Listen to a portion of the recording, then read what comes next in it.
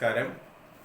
എൻ്റെ യൂട്യൂബ് ചാനലായ rules are gods the staff class റൂമിലേക്ക് എല്ലാവർക്കും വീണ്ടും സ്വാഗതം. അക്കൗണ്ട് കോഡിൻ്റെ ഏറ്റവും അവസാനത്തെ എപ്പിസോഡാണിത്. കഴിഞ്ഞ എപ്പിസോഡിൽ നാം പഠിച്ച ഭാഗത്തുനിന്ന് ചോദ്യോത്തരങ്ങളുണ്ടായിരുന്നു. അത് ധാരാളം പേര് കാണുകയും വളരെ ഇഷ്ടമായി എന്ന് അറിയിക്കുകയും ചെയ്തു. പ്രയോജനപ്രദമായിരുന്നു എന്ന് അറിയുന്നതിൽ എനിക്ക് ഒരുപാട് സന്തോഷമുണ്ട്. ഈ എപ്പിസോഡ് ഇവിടെ തീരുമ്പോൾ അക്കൗണ്ട് കോഡിനെ സംബന്ധിച്ച ബാക്കി ചോദ്യോത്തരങ്ങളും മറ്റൊരു എപ്പിസോഡായിട്ട് നിങ്ങളിലേക്ക് എത്തിക്കാൻ ശ്രമിക്കുന്നതാണ്. ഒരു കാര്യം കൂടി പറയട്ടെ. ഒരുപാട് പേരുടെ നിർബന്ധത്തിന് വഴങ്ങി ഫൈനാൻഷ്യൽ കോഡ് തുടങ്ങാമെന്നാണ് ഞാൻ ധരിച്ചത്. പക്ഷേ അടുത്ത തിങ്കളാഴ്ച ഞാൻ KSRൻ്റെ ക്ലാസ് ആരംഭിക്കുകയാണ്. അതുമായിട്ട് ബന്ധപ്പെട്ട ഒരു എപ്പിസോഡായിരിക്കും ഞാൻ റിലീസ് ചെയ്യുക. എൻ്റെ യൂട്യൂബ് ചാനൽ നിങ്ങളെല്ലാവരും സബ്സ്ക്രൈബ് ചെയ്യുക. സബ്സ്ക്രൈബ് ബട്ടൺ അമർത്തുക. ഓൾ ദ ഓപ്ഷൻ കൂടി നിങ്ങൾ പ്രസ് ചെയ്താൽ നിങ്ങൾക്ക് എൻ്റെ എല്ലാ വീഡിയോസും അതേസമയം തന്നെ കണ്ടിന്യൂസ് ആയിട്ട് കാണാനുള്ള ഒരു അവസരവും ലഭിക്കുന്നതാണെന്ന് ഞാൻ ആവർത്തിക്കുന്നു. ഏതായാലും ഇതേവരെ നമ്മൾ പഠിച്ചതുപോലെ തന്നെ ഗഹനമായിട്ടുള്ള കാര്യങ്ങളാണ് ഈ തവണത്തെ എപ്പിസോഡിലുള്ളത്. ഇത് പ്രായോഗികമായിട്ട് നിങ്ങൾക്ക് ഓഫീസിൽ ദൈനംദിന കാര്യങ്ങളിൽ വേണ്ടി വരുന്ന കാര്യങ്ങളാണ്. അതുകൊണ്ട് പരീക്ഷയ്ക്കുപരി പ്രായോഗികത കൂടി മനസ്സിൽ കണ്ടുകൊണ്ട് ഈ എപ്പിസോഡ് കാണാൻ ഞാൻ നിങ്ങളോട് അപേക്ഷിക്കുന്നു. തുടങ്ങട്ടെ. Article 30A of the Kerala account code part 1 general principles of allocation of expenditure between capital and revenue ആണ്. അത് നമ്മളൊന്ന് മെൻഷൻ ചെയ്തതാണ് നേരത്തെ.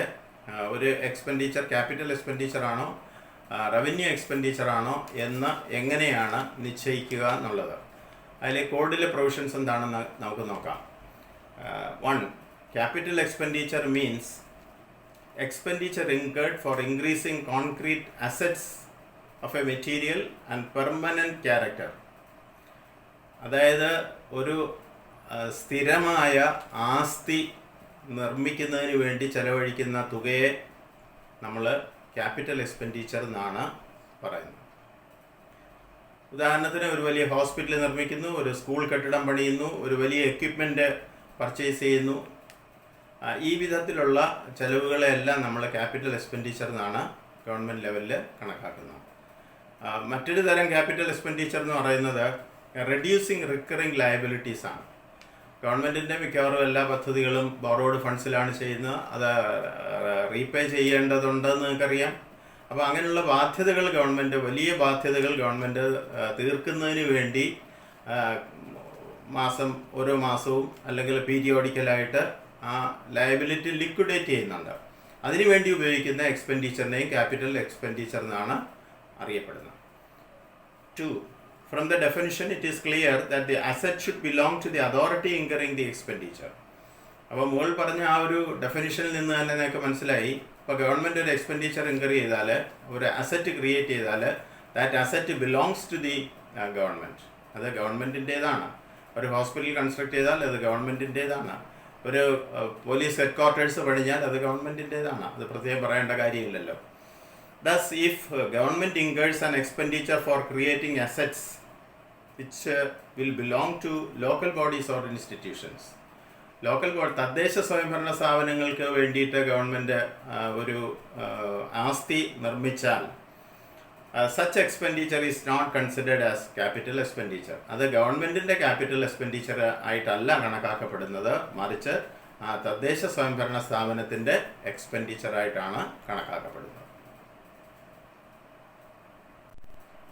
അടുത്ത expenditure on A temporary asset cannot ordinarily be considered as capital expenditure. അതായത് ഒരു താൽക്കാലികമായി ഒരു ആസ്തി നിർമ്മിക്കുന്നു എന്ന് ധരിക്കുക. ഇപ്പോൾ ഏതെങ്കിലും ഒരു ഫംഗ്ഷൻ നടത്തുന്നതിന് വേണ്ടി ചിലപ്പോൾ ഒരു 10 ലക്ഷം 15 ലക്ഷം ഒക്കെ വെച്ചിട്ട് വലിയൊരു പന്തൽ ഉണ്ടാക്കുന്നു, അല്ലെങ്കിൽ ഒരു ടെമ്പററി ആയിട്ടുള്ള ഒരു ബിൽഡിങ് കൺസ്ട്രക്ട് ചെയ്യുന്നു. അങ്ങനെയൊക്കെ വരുന്ന ചെലവുകളെ ഒരിക്കലും നമ്മൾ capital എക്സ്പെൻഡിച്ചറായിട്ട് കണക്കാക്കപ്പെടുകയില്ല. Fourth one is capital expenditure shall be distinguished from revenue expenditure in budget estimates as well as government accounts. ബഡ്ജറ്റിലും ഗവൺമെൻറ്റിൻ്റെ അക്കൗണ്ട്സിലും ഒക്കെ ഈ ഭിന്നത, അതായത് ക്യാപിറ്റൽ റവന്യൂ എന്ന് പറയുന്ന വേർതിരിവുണ്ടെന്ന് നിങ്ങൾക്കറിയാം. അതിനനുസരിച്ചായിരിക്കണം accounting.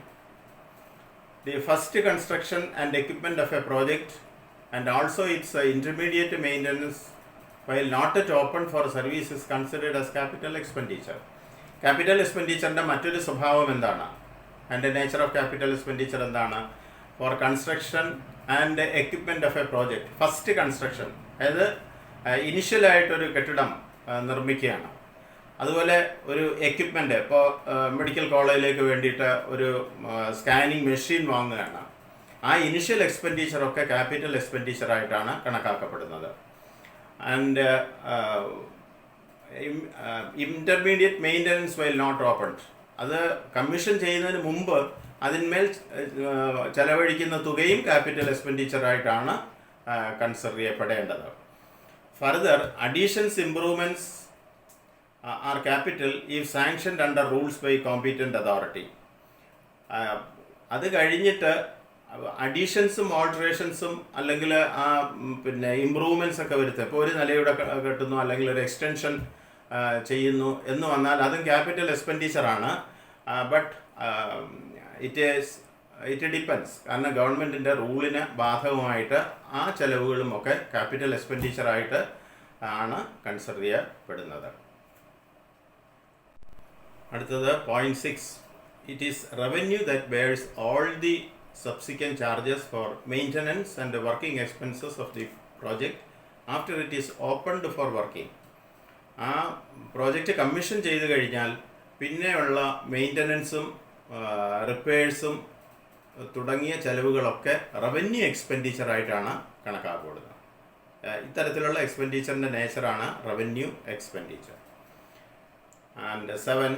In the case of work which has both capital and revenue nature, the replacement of all wastage or depreciation of property earlier debited to capital should be made from revenue. In the case of work which has both capital and revenue nature, അതായത് മൂലധന ചെലവ് അല്ലെങ്കിൽ ആസ്തി ഉണ്ടാക്കാനുള്ള ചെലവ് അല്ലെങ്കിൽ revenue expenditure, ഇത് രണ്ടും കൂടെ ചേർന്ന് വരുന്ന ചെലവുകൾ, അതിൻ്റെ nature replacement of all wastage, അതിൻ്റെ വേസ്റ്റേജ് റിമൂവ് ചെയ്യാനും അതുപോലെ ഡിപ്രീസിയേഷൻ ഓഫ് പ്രോപ്പർട്ടി, നമുക്കറിയാം കാലം കഴിയുന്നതിനനുസരിച്ച് അതിൻ്റെ ഡിപ്രീസിയേഷൻ നമ്മൾ കണക്കാക്കണം. ആ ഡിപ്രീസിയേഷനും, പക്ഷേ ഈ ചെലവുകളൊക്കെ originally it was debited to the capital എക്സ്പെൻഡിച്ചറായിട്ടാണ് ഡെബിറ്റ് ചെയ്തിരിക്കുന്നതെങ്കിലും ഈ വിധ ചെലവുകളെ should be met out of revenue. ഇതൊക്കെ സബ്സിക്വൻ്റ് ആയിട്ട് റവന്യൂ എക്സ്പെൻഡിച്ചറായിട്ടാണ് ട്രീറ്റ് ചെയ്യപ്പെടുന്നത്. only the cost of genuine improvements may be debited to capital. അപ്പോൾ ആ ക്യാപിറ്റൽ അല്ലെങ്കിൽ ആ ആസ്തിയുടെ മേളിലുള്ള ജെനുവിൻ ഇംപ്രൂവ്മെൻറ്റ്സ്, നേരത്തെ പറഞ്ഞതുപോലെ വലിയ അഡീഷൻസും മേജർ അഡീഷൻസും ചേഞ്ചസും ഒക്കെ വരുത്തുകയാണെങ്കിൽ അതൊക്കെ നിശ്ചയമായിട്ടും ക്യാപിറ്റൽ എക്സ്പെൻഡിച്ചറായിട്ടാണ് അക്കൗണ്ട് ചെയ്യപ്പെടേണ്ടത്. The interest charges met from capital during the construction of a project. നിങ്ങൾക്കറിയാം, അപ്പോൾ ഒരു ബോറോഡ് ഫണ്ടിലാണ് ചെയ്യുന്നതെന്ന് ഞാൻ പറഞ്ഞു. ആ ബോറോഡ് ഫണ്ട് നമ്മൾ എടുക്കുമ്പോൾ ആ പ്രോജക്റ്റ് തീർന്നാലും തീർന്നില്ലെങ്കിലും നമ്മൾ അതിന് ഇൻട്രസ്റ്റ് പേ ചെയ്തുകൊണ്ട് ചെയ്യേണ്ടി വരും. അങ്ങനെയുള്ള interest charges met from capital, അത് പക്ഷേ അന്നേരം നമ്മൾ ആ ഇൻട്രസ്റ്റ് ചാർജ് കൊടുക്കാൻ ആ ബോറോഡ് ഫണ്ടിൽ നിന്ന് തന്നെയായിരിക്കും നമ്മളത് മീറ്റ് ചെയ്യുന്നത്. Capital during the construction of a project, ആ പ്രോജക്റ്റിൻ്റെ നിർമ്മാണം നടന്നുകൊണ്ടിരിക്കുന്ന വേളയിൽ കൊടുക്കുന്ന interest charges should be return back using capital receipts. അത് പിന്നെ റൈറ്റ് ബാക്ക് ചെയ്യണം. പിന്നെ കിട്ടുന്ന ക്യാപിറ്റൽ റെസീറ്റ് കൊണ്ടോ അല്ലെങ്കിൽ ഒരു സർപ്ലസ് റവന്യൂ ഉണ്ടെങ്കിൽ ആ റവന്യൂയിലോ തട്ടിക്കഴിക്കുകയാണ് വേണ്ടത്. After it is from the project after it is open four working. കാരണം പ്രോജക്റ്റ് കമ്മീഷൻ ചെയ്ത് കഴിഞ്ഞാൽ പിന്നെ നമുക്ക് അതിൽ നിന്ന് റവന്യൂ റെസീറ്റ് ഒക്കെ ഉണ്ടാകുമെന്നറിയാം.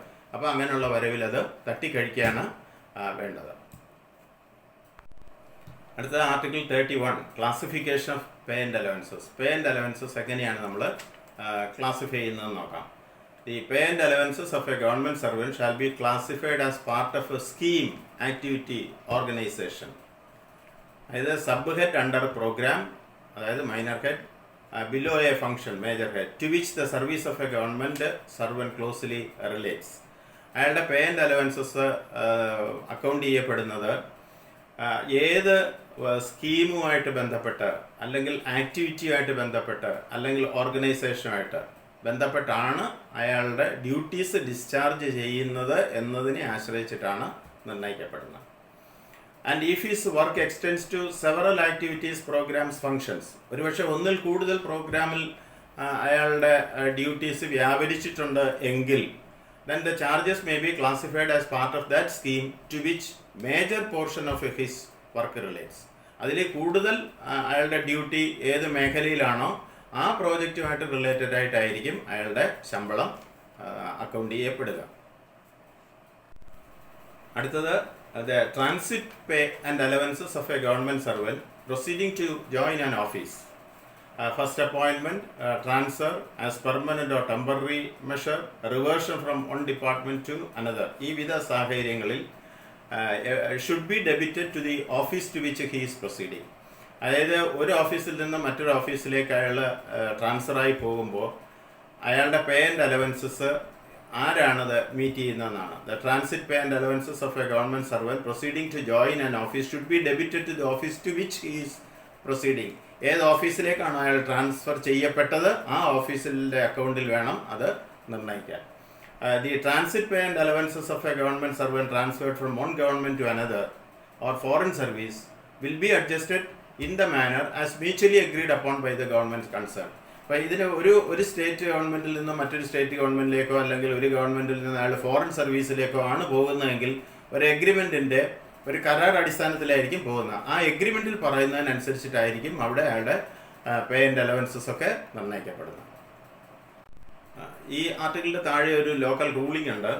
The leave allowances of an officer transferred from one department to another while on earn leave from the date of order of transfer are charged to the new department. The leave allowances of an officer transferred from one department to another, മറ്റൊരു ഡിപ്പാർട്ട്മെൻറ്റിലേക്ക് അയാൾ transfer ചെയ്യപ്പെട്ടു പോവുകയാണെങ്കിൽ അവിടെ the earn leave from the date of transfer effective ആവുന്ന ദിവസം മുതൽ പുതിയ ഡിപ്പാർട്ട്മെൻറ്റാണ് ആ ചെലവ് വഹിക്കേണ്ടി വരുന്നത്. when an officer is transferred to another department while on long leave, അദ്ദേഹം ഒരു നീണ്ട അവധിക്ക് ശേഷമാണ് ട്രാൻസ്ഫർ ചെയ്യുന്നതെങ്കിൽ the transfer does not take effect until he joins the new appointment. പുതിയ അപ്പോയിൻമെൻറ്റിൽ അയാൾ ജോയിൻ ചെയ്യുന്നിടം വരെ ആ ട്രാൻസ്ഫർ ഇഫക്റ്റീവ് ആവുകയില്ല. Washing allowance paid to class 4 government servants shall be classified under salaries. ഇത് ഒരുപാട് തവണ PSC ചോദിച്ചിട്ടുള്ള ക്വസ്റ്റ്യൻസ് ആണ്. വാഷിംഗ് അലവൻസ് ക്ലാസ് 4 എംപ്ലോയീസിൻ്റെ അവർക്ക് ഡ്രസ്സ് കൊടുക്കുന്നു നിങ്ങൾക്കറിയാം, അവരുടെ യൂണിഫോം ഉണ്ട്. ആ യൂണിഫോമിൻ്റെ വാഷിംഗ് അലവൻസ് എന്ന് പറയുന്നത്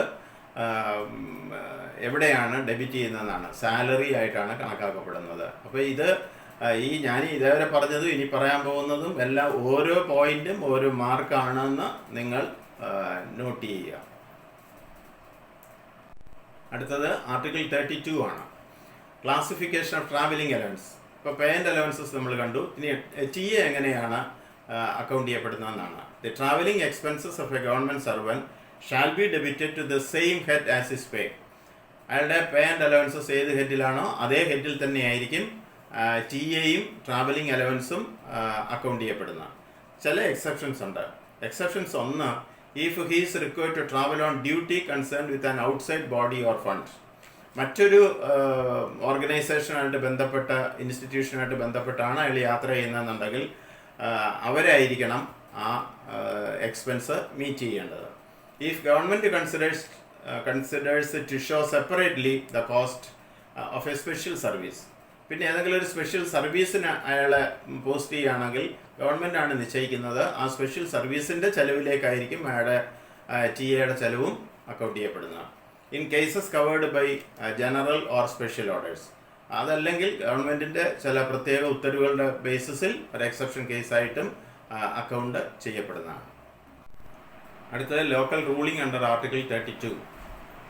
the travelling allowances of an officer of local fund when travelling in the execution of government duty, അതായത് ഒരു ഗവൺമെൻറ് ഡ്യൂട്ടി നിർവഹിക്കുന്നതിന് വേണ്ടി ലോക്കൽ ഫണ്ടിലെ ഒരു ഉദ്യോഗസ്ഥൻ യാത്ര ചെയ്യുന്നു എങ്കിൽ he may be paid and T A and charge it to the consolidated fund. അയാളുടെ T A consolidated ഫണ്ടിലായിരിക്കും ചാർജ് ചെയ്യപ്പെടുക.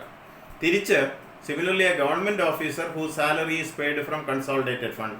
കൺസോളിഡേറ്റഡ് ഫണ്ടിൽ നിന്നാണ് ഗവൺമെൻറ് ഉദ്യോഗസ്ഥൻ്റെ സാലറി കൊടുക്കുന്നത്. But he is travelling on duty connected with local fund. പക്ഷേ local ഫണ്ടുമായിട്ട് ബന്ധപ്പെട്ടാണ് അയാൾ യാത്ര ചെയ്യുന്നതെങ്കിൽ T A may be charged to local fund. Local ഫണ്ടിലായിരിക്കും അത് ഡെബിറ്റ് ചെയ്യേണ്ടത്. The T A of an officer appointed as a member of central commission committee, ഏതെങ്കിലും ഒരു കമ്മീഷനിലോ കമ്മിറ്റിയിലോ അപ്പോയിൻറ്റ് ചെയ്തിട്ടുണ്ട് ഒരു ഓഫീസറെ എങ്കിൽ, and his T A is governed by state rules അനുസരിച്ചായിരിക്കും അയാളുടെ ടി എ നിർണ്ണയിക്കപ്പെടുക. പക്ഷേ അതിൻ്റെ ടി എയുടെ തുക വഹിക്കുന്നത് സെൻട്രൽ ഗവൺമെൻറ് ആയിരിക്കും. അടുത്ത point 3, an officer who is attending meetings works in connection with statutory corporate bodies shall claim his T A according to government rules. നിങ്ങൾക്കറിയാം, ഉദ്യോഗസ്ഥർ മറ്റ് സ്റ്റാറ്റ്യൂട്ടറി ബോഡീസും കോർപ്പറേറ്റ് ബോഡീസിലൊക്കെ മീറ്റിങ്ങിലൊക്കെ അറ്റൻഡ് ചെയ്യുന്നുണ്ട്. അങ്ങനെ അറ്റൻഡ് ചെയ്യുന്നവരുടെ ടി എ ഗവൺമെൻറ് റൂൾസ് അനുസരിച്ചായിരിക്കും നിയന്ത്രിക്കപ്പെടുക. The remuneration like a fees, TA, DA, etc. shall be collected by the controlling officer from the unit concerned. അയാൾക്കുള്ള ഫീസും ടി എയും ഡി എയും എല്ലാം ആ യൂണിറ്റിൽ നിന്ന് ഗവൺമെൻറ് കളക്ട് ചെയ്യും. ആ തുക ക്രെഡിറ്റ് ടു ഗവൺമെൻറ് അക്കൗണ്ട്സ് എൻ്റെ റെസീറ്റായിട്ട് അക്കൗണ്ട് ചെയ്യും. പിന്നീട് അയാൾക്ക് ടി എ നൽകുകയുമാണ് ചെയ്യുക. മറ്റൊരു വിധത്തിൽ if it is a recovery, then it should be adjusted as recovery under TA head. അതായത് ഒരു റിക്കവറി ആയിട്ടാണ് എങ്കിൽ അത് അയാൾക്ക് കൊടുത്ത എമൗണ്ടിൽ അഡ്ജസ്റ്റ് ചെയ്യുകയാണ് ചെയ്യുന്നത്. അടുത്തത് ഗവൺമെൻറ് കോൺട്രിബ്യൂഷൻസ് കൊടുക്കുന്നതിനെ കുറിച്ചാണ്. Article 34A. Contributions made by or to government രണ്ട് തരത്തിലുമുണ്ട്. Contributions made by government to district bodies, municipalities etcetera. ഇങ്ങനെയുള്ള തദ്ദേശ സ്വയംഭരണ സ്ഥാപനങ്ങൾക്ക് ഗവൺമെൻറ് കോൺട്രിബ്യൂഷൻസ് കൊടുക്കുന്നുണ്ട്. തിരിച്ച് ഗവൺമെൻറ്റിനും കോൺട്രിബ്യൂഷൻസ് കൊടുക്കുന്നുണ്ട്. ആ കേസിൽ it shall be debited as expenditure or shown as receipt. Government കൊടുക്കുകയാണെങ്കിൽ അത് എക്സ്പെൻഡിച്ചറും, ഗവൺമെൻറ് റിസീവ് ചെയ്യുകയാണെങ്കിൽ അത് റെസീറ്റായിട്ടുമാണ് അക്കൗണ്ട് ചെയ്തപ്പെടുന്നത്. As the case may be under the head of account most closely connected with the object for which contributions are made. അത് അതിൻ്റെ head of account നിശ്ചയിക്കുന്നത് കോൺട്രിബ്യൂഷൻ എന്ത് പർപ്പസിനാണോ ആ പർപ്പസിനെ ആശ്രയിച്ചിട്ടായിരിക്കും അതിൻ്റെ ഹെഡ് ഓഫ് അക്കൗണ്ട് നിർണ്ണയിക്കപ്പെടുക. Grant for the construction of a school for example is debited under 2202 or 4202. ഒരു സ്കൂളിന് കൊടുക്കുന്ന ഗ്രാൻഡ് അത് ഉദാഹരണത്തിന് ഡെബിറ്റ് ചെയ്യപ്പെടുന്നത് 2202 എഡ്യൂക്കേഷൻ്റെ റവന്യൂ എക്സ്പെൻഡിച്ചർ, അല്ലെങ്കിൽ 4202 അവരുടെ ക്യാപിറ്റൽ എക്സ്പെൻഡിച്ചർ. അടുത്തത് നിങ്ങൾ എന്നും കാണുന്ന ഒരു ട്രാൻസാക്ഷനാണ് article 35, refunds of revenue refund ചെയ്യുന്ന നിയമമാണ് നമ്മളിപ്പോൾ കാണുന്നത്. Refunds of revenue shall as a general rule be taken in reduction of revenue receipt. അത് നമ്മളൊരു എമൗണ്ട് റിസീവ് ചെയ്ത് കഴിഞ്ഞു, അത് റീഫണ്ട് ചെയ്താൽ അത് റവന്യൂവിൽ കുറവായിട്ടാണ് വേണം കണക്കാക്കാൻ. That is reduction of revenue deposit ആയിട്ടാണ് അതിനെ അക്കൗണ്ട് ചെയ്യപ്പെടുന്നത്. Refunds of tax receipts are shown as a distinct sub heads under relevant minor heads. പക്ഷേ ഒരു ടാക്സ് റെസീറ്റിൻ്റെ റീഫണ്ട് ആണെങ്കിൽ അതിനൊരു കൃത്യമായ ഒരു സബ് ഹെഡ് ഉണ്ട് അതിന്, അണ്ടർ റെലവൻറ്റ് മൈനർ ഹെഡ്സ്. ആ മൈനർ ഹെഡിന് താഴെ ഒരു കൃത്യമായൊരു സബ് ഹെഡ് ഉണ്ട്. അത് LMMHൽ പറയുന്നതാണ്. അത്രമാത്രം നിങ്ങൾ മനസ്സിലാക്കുക. ആ ഹെഡിലായിരിക്കും അത് ഡെബിറ്റ് ചെയ്യപ്പെടുക. Then refunds of non tax revenue are accounted under a separate minor head, deduct refunds under the major head concerned. ഒരു നോൺ ടാക്സ് റവന്യൂ ആണെങ്കിൽ, അതായത് ഒരു നികുതി ഇതര വരുമാനമാണ് നമ്മൾ തിരിച്ച് നൽകുന്നതെങ്കിൽ, it is accounted under a separate minor deduct refunds എന്ന് പറയുന്ന ഒരു മൈനർ ഹെഡ് വരും. ആ കൺസേൺഡ് മേജർ ഹെഡിന് താഴെ വരുന്ന ഡിഡക്റ്റ് റീഫണ്ട് എന്ന് പറയുന്ന മൈനർ ഹെഡിലാണ് അത് അക്കൗണ്ട് ചെയ്യപ്പെടുന്നത്. ഇതിനെക്കുറിച്ച് നമ്മൾ വിശദമായി ഇനിയും മനസ്സിലാക്കും. തൽക്കാലം ഇത്രയും അറിയുക. അടുത്തതും നിങ്ങൾക്ക് എപ്പോഴും പരീക്ഷയ്ക്കൊക്കെ ചോദിക്കുന്നതും ഓഫീസിലൊക്കെ എന്നും നിങ്ങൾ ചെയ്യേണ്ടി വരുന്നതായിട്ടൊരു അക്കൗണ്ടിങ് പ്രൊസീജിയറാണ് article 46 accounting of losses. All losses or deficiencies should be recorded under separate heads in the accounts. ആ ലോസസ് ഒക്കെ അക്കൗണ്ട് ചെയ്യുന്നതിന് ഒരു പ്രത്യേക ഹെഡ് ഓഫ് അക്കൗണ്ട് ഉണ്ട്, അതിൽ വേണം നമ്മൾ അക്കൗണ്ട് ചെയ്യാൻ. The acceptance of counterfeit coins or notes shall be regarded as a loss of cash. അതായത് കള്ളപ്പണമൊക്കെയാണ് നിങ്ങൾ ഓഫീസിൽ അറിയാതെ ഒരു കൗണ്ടർഫീറ്റ് നോട്ട്സ് ഓർ കോയിൻസ് ആണ് റിസീവ് ചെയ്യുന്നതെങ്കിൽ അതിനെ ലോസായിട്ടാണ് കൺസിഡർ ചെയ്യേണ്ടത്. Recovery made in the course of the year shall be shown by deduction from the head under which the loss is recorded. ആ ലോസ് പിന്നെ നമ്മളത് റിക്കവർ ചെയ്യുന്നു എന്നിരിക്കട്ടെ, ലോസ് സംഭവിച്ച ഒരാളിൻ്റെ വീഴ്ച കൊണ്ടാണെങ്കിൽ അയാളിൽ നിന്ന് റിക്കവർ ചെയ്യും. അങ്ങനെ റിക്കവർ ചെയ്യുമ്പോൾ ഒരു കോഴ്സ് ഓഫ് ദി ഇയർ, ആ സാമ്പത്തിക വർഷം തന്നെയാണ് റിക്കവർ ചെയ്യുന്നതെങ്കിൽ അതിനെ എങ്ങനെ account ചെയ്യപ്പെടണം? should be shown as a deduction from the head under which the loss is recorded. ആ ലോസ് റെക്കോർഡ് ചെയ്ത ഹെഡിൽ ഡിഡക്ഷൻ ഓഫ് എക്സ്പെൻഡിച്ചർ ആയിട്ടാണ് കണക്കാക്കപ്പെടുന്നത്. കാരണം ലോസ് ഇനിഷ്യലി നമ്മൾ എക്സ്പെൻഡിച്ചർ ആയിട്ടാണ് കണക്കാക്കുന്നത്. Recovery of loss made after the account year are closed shall be shown as an item of receipt. പക്ഷേ സാമ്പത്തിക വർഷം കഴിഞ്ഞിട്ടാണ് ആ ലോസ് റിക്കവർ ചെയ്യുന്നതെങ്കിൽ അതിനൊരു റെസീറ്റായിട്ട് വേണം നമ്മൾ കണക്കാക്കാൻ.